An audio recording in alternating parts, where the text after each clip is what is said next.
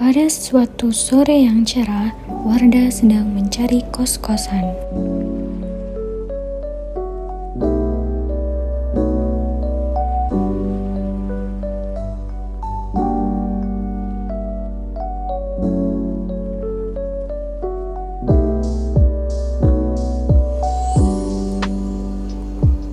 Oh, ini kos-kosannya.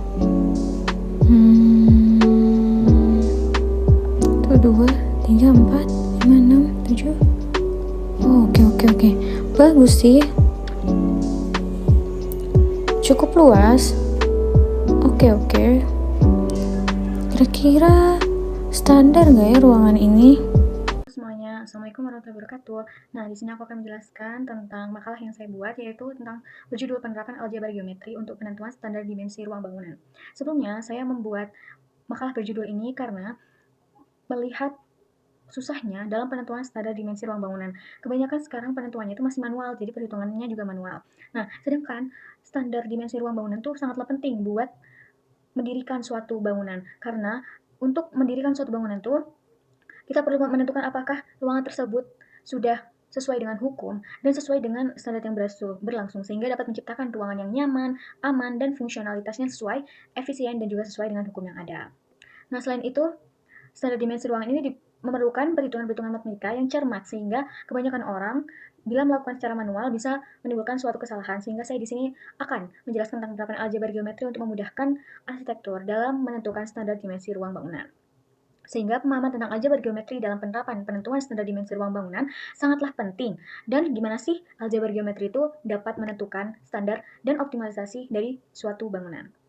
Nah, selanjutnya di sini ada dasar teori yang pertama, yaitu ada aljabar geometri. Aljabar geometri sendiri berkaitan erat dengan vektor yang pertama kali ditemukan oleh Hermann Günther Grassmann, yaitu matematikawan Jerman pada tahun 1884 dan diformulasikan oleh William Kingdom Clifford. Nah, konsep dasar dari aljabar ini tuh berkaitan dengan perkalian vektor seperti cross product. Tapi di sini ada suatu hal yang baru, yaitu outer product yang berbeda dengan cross product, karena pada outer product lebih fleksibel untuk dimensi-dimensi yang lebih tinggi. Outer product sendiri bersimbol which seperti ini. Nah, selanjutnya outer product sendiri itu akan menghasilkan area bertanda yang dalam bentuk bivektor. Vektor sendiri ada beberapa macam, namun di sini saya contohkan 2, yaitu vektor di ruang dimensi 2 dengan A sebagai berikut, dan perkalian outer produknya adalah sebagai berikut. Untuk menentukan luas dari suatu vektor, dapat dilakukan dengan 2 cara, yaitu dengan menghitung terlebih dahulu dari outer product dari A dan B, lalu dicari juga magnitudenya. Atau bisa dengan menggunakan cara magnitud dari masing-masing A dan B, lalu dikalikan sin theta, yaitu theta sebagai sudut antara A dan B. Selanjutnya, vektor di ruang dimensi 3 ada koefisien E1, E2, dan E3. Sama seperti sebelumnya, koefisien dari E23, E31, dan E12 menandakan luas area bertanda yang diproyeksikan pada bidang yang didefinisikan. Selain itu, ada juga cara untuk menghitung volume dari suatu ruangan, yaitu dengan cara A outer product B dan A outer product B outer product C. Itu untuk menentukan volume suatu ruangan. Nah, selain itu, aljabar geometri juga mencakup konsep trivektor, yaitu untuk menentukan volume bertanda yang tadi telah saya sebutkan. Selanjutnya, outer product juga dapat mencari perpotongan 2 buah garis dengan rumus sebagai berikut. Macam-macam bangunan ada banyak, namun beberapa di antaranya itu yang pertama kantor, selain itu ada juga rumah dan juga sekolah. Masing-masing macam bangunan ini memiliki fungsionalitasnya masing-masing. Kantor untuk orang-orang bekerja, sehingga benda-benda yang di dalamnya pun berbeda, perabotan yang di dalamnya pun berbeda, ada meja, kursi, maupun lemari untuk menyimpan arsip-arsip. Nah, berbeda dengan rumah yang perabotannya seperti kasur, sofa, dan lain-lain. Sekolah, untuk tempat orang belajar, perabotannya juga berbeda-beda. Contohnya ada meja, kursi, papan tulis. Selanjutnya, standar dimensi ruang bangunan. Di sini saya mencontohkan untuk specifically ruang kantor. Karena setiap bangunan itu memiliki standarnya masing-masing dan tidak dapat disamaratakan. Standarnya sendiri juga beragam dan lebih spesifik lagi bila kita melihat langsung. Untuk di sini ruang kantor sendiri terdiri dari ruang kerja, ruang gerak bebas masing-masing karyawan, dan ruang udara. Batas minimum ruang kerja yaitu 8 meter kuadrat luas lantai, dengan ketinggian luas lantai hingga 50 meter, minimum 2,5 meter. Luas lantai di atas 50 meter, minimum 2,75 meter. Dan luas lantai di atas 100 meter kuadrat, minimum 3 meter. Dan terakhir luas lantai di atas 250 sampai 2000 meter kuadrat, yaitu minimum 3,25 meter. Selain itu, di ruang kantor juga dibedakan berdasarkan jabatannya masing-masing, karena setiap jabatan memiliki perabotan-perabotan yang mungkin tidak dimiliki oleh jabatan lainnya. Seperti itu, sehingga luasnya pun berbeda-beda. Nah, di sini, jadi gimana sih aljabar geometri itu dapat menentukan standar dan optimalisasi dari ruang bangunan itu? Yang pertama, dengan dilakukannya perhitungan luas bidang atau luas lantai menggunakan outer product. Perkalian ini dilakukan dengan mengalihkan panjang dan lebar yang sudah dalam bentuk vektor E1, E2, dan E3. Koefisien E1 sebagai X dan koefisien E2 sebagai Y dan koefisien E3 sebagai Z. Sehingga dilakukanlah outer product sebagai berikut. Dari outer product ini dapat dicari magnitudenya, yaitu dengan menggunakan prinsip yang tadi, dengan kuadrat lalu diakarkan. Dapatlah luasnya sebagai berikut. Lalu, dilakukan perhitungan total luas perabotan. Total luas perabotan bergantung pada banyaknya perabotan dan dimensi dari tiap perabotan itu sendiri. Di sini ada 3 perabotan, yaitu ada meja kerja dengan vektor sebagai berikut dan luasnya sebagai berikut berdasarkan proyeksi.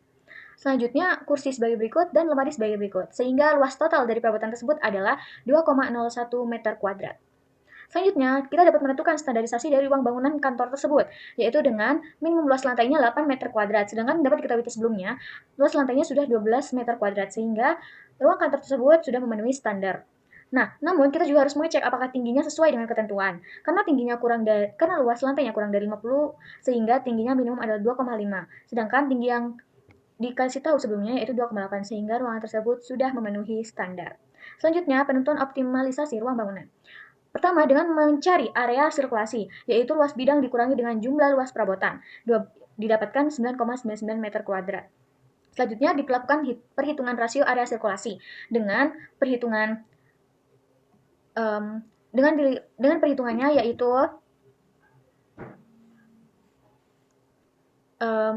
area sirkulasi per luas bidang dikalikan 100.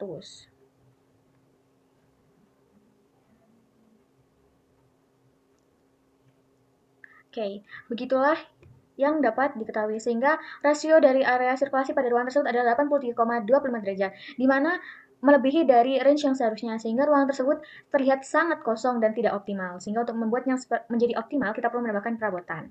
Nah, untuk implementasi programnya sendiri, saya seperti pembahasan yang sebelumnya, kita membuat fungsi untuk menghitung outer product magnitude, yaitu akar kuadrat dari jumlahnya. Selanjutnya, fungsi untuk menghitung total luas perabotan dengan input vektor perabotan dan jumlah perabotannya. Dan yang ketiga, prosedur untuk menentukan apakah ruangan tersebut sudah memenuhi standar atau tidak, sebagai berikut. Selanjutnya, ada juga prosedur untuk menentukan apakah ruangan tersebut optimal atau tidak, sebagai berikut. Nah, di sini juga terdapat main yang berfungsi untuk memanggil semua fungsi-fungsi yang telah disebutkan tersebut dan untuk melakukan input. Yang pertama, input panjang, lebar, dan tinggi dari ruangan tersebut. Selanjutnya, menginput jumlah perabotan dan dimensi perabotannya. Selanjutnya, program akan menghitung dan menentukan apakah ruangan tersebut optimal dan standar. Selanjutnya, berikut adalah contoh penerapan dari kode yang telah saya buat. Dengan input panjang 400, lebar 030, dan tinggi 002,8. Dengan jumlah perabotan 3, didapat bahwa ternyata ruangan tersebut sudah standar namun belum optimal karena perabotan yang terlalu sedikit, sehingga perlu penambahan perabotan agar tidak kesulitan akses. Mungkin itu saja yang dapat saya sampaikan. Kesimpulannya, aljabar geometri sangatlah penting dalam menentukan standar dan optimalnya dimensi ruang bangunan yang berfokus pada pengoperasian outer product untuk menghitung luas bidang atau luas lantai. Mungkin itu saja dari saya. Terima kasih. Pada akhirnya Wardah memutuskan untuk tinggal di kos tersebut.